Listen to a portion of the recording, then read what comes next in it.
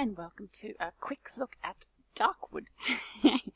This is another indie game currently in early access that I've had for a while, just seeing how it grows and how it develops and that sort of stuff. That has a really interesting survival premise to it.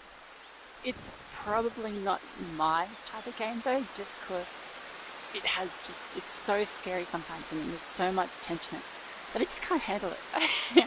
I have to just turn it off, walk away for a little bit and come back, just because the atmosphere is that deep and that rich. Just gets so embroiled in this dark adventure that it's just too much.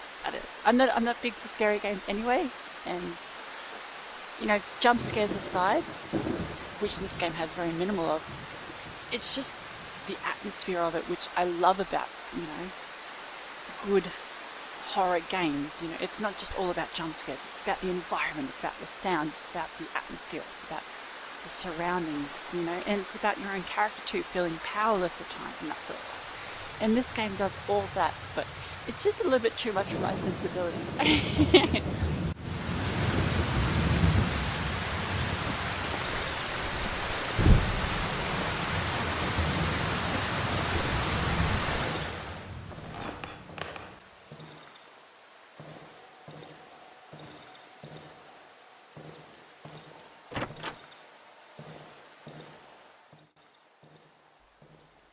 Now, it is like a survival type game. You have, the basic type of rules. Collect food, collect, ingredients, craft stuff, and all that sort of stuff. Grow your character, grow your skills, get more powerful by scavenging around the area, that sort of stuff.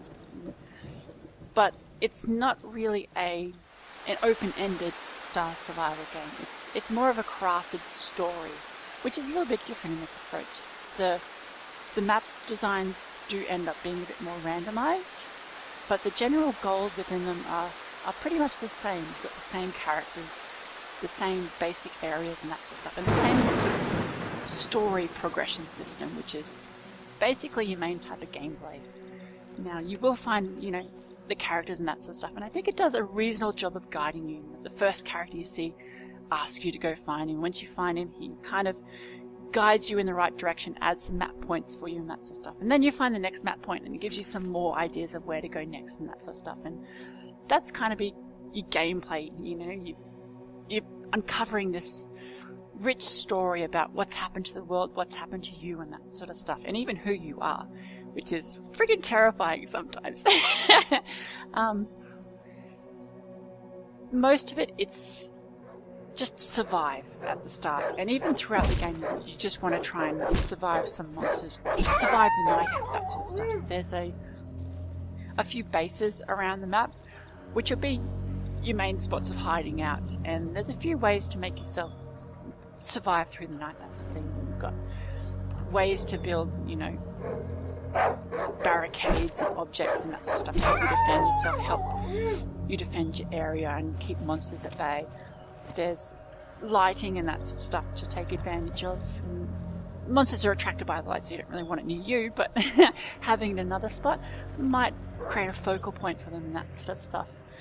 Then there's the whole issue that you have to drink from a specific well every day to keep alive and that sort of thing. And through that you get some more ingredients and items, and through those ingredients and items you get to craft potions and that sort of stuff that help you build your character, help you grow, help you get more powerful, that sort of stuff. More health. And that's the style of it. Survive the night, grow your character. And the basic mechanics are pretty good. You've got, attack animations, that sort of stuff, as well as a whole range of items you can build to, better weapons, better devices, like you can craft little Molotov cocktails to help you in that sort of stuff. And just the way the game plays around with light and your need for light is really quite interesting. You need the light sometimes to keep certain shadow monsters at bay and that sort of stuff, but it also attracts other type of monsters. And then you've got areas as well that you're not going to be able to see in at all without certain light sources and that sort of stuff, so you won't be able to explore them. And then it's just your viewing of the world, like you can only actually view a certain degree around your character, in front of your character. So you're hearing noises and you're constantly pivoting your character around, you get a better look at the environment, seeing what's around you, that sort of stuff.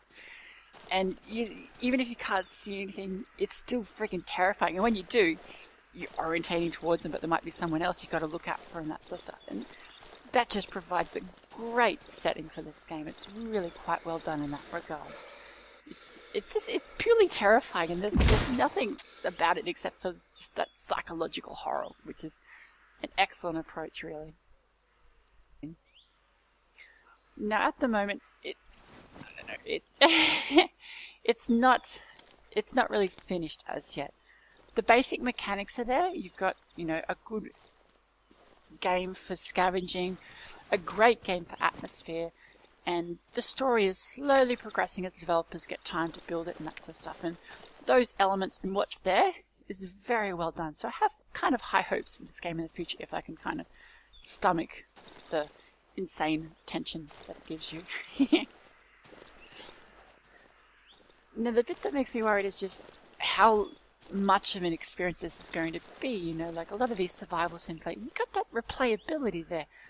But I don't know, this game doesn't really have this. Once you've kind of gone enough through the story, done enough, built enough, and kind of learnt how to survive it, and even just once you've done the story, once you've experienced it, which I haven't got to the end yet, but I feel like retreading that old ground is not going to be as interesting, It's going to be the same sort of cycle over and over again. Get this, go there, see this, do that, that sort of stuff, and that's not really exciting after one or two times. So I'm interested to see where they go with this. Maybe they'll add some more like open-ended sort of survival modes, that sort of stuff, and that could be quite interesting.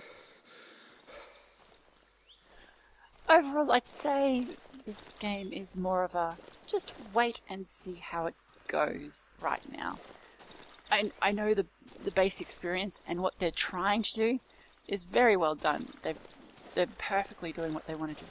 But just how it eventuates, how they fill out the story, how they add new mechanics to the world, and just if they can add some sort of sense of replayability to this interesting survival game is where I'm looking towards now.